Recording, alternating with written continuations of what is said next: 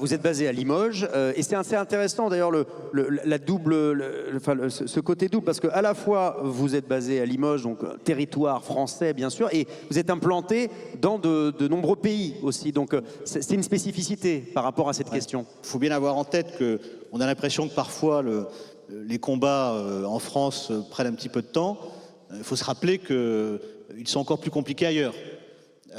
Oui.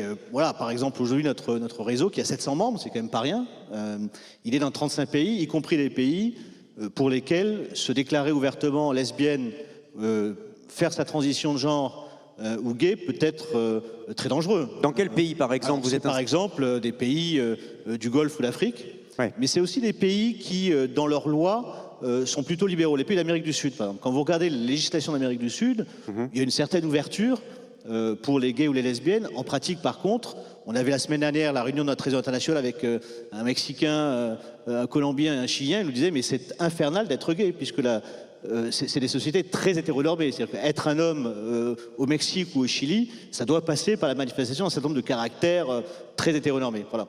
Donc même dans ces pays-là, c'est des pays de combat. Il y a un pays que j'aimerais aussi citer parce que malheureusement, on y constate une régression rapide des droits LGBT+, les États-Unis. Vous avez aujourd'hui un certain nombre de grandes entreprises notoires qui arrêtent de communiquer sur les démarches qu'elles mettent en place pour supporter leurs salariés LGBT et créer cette espèce d'espace de sécurité que vous mentionniez, parce qu'elles ont peur d'être qualifiées de woke.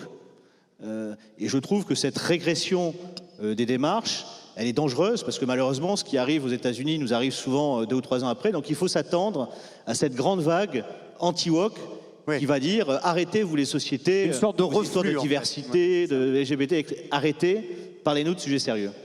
Non mais c'est très intéressant évidemment, il faut rester vigilant, vous nous l'avez dit, et c'est très important de le signaler. Merci beaucoup en tout cas pour ce que fait Le Grand, et donc on l'a bien compris, pas seulement en France.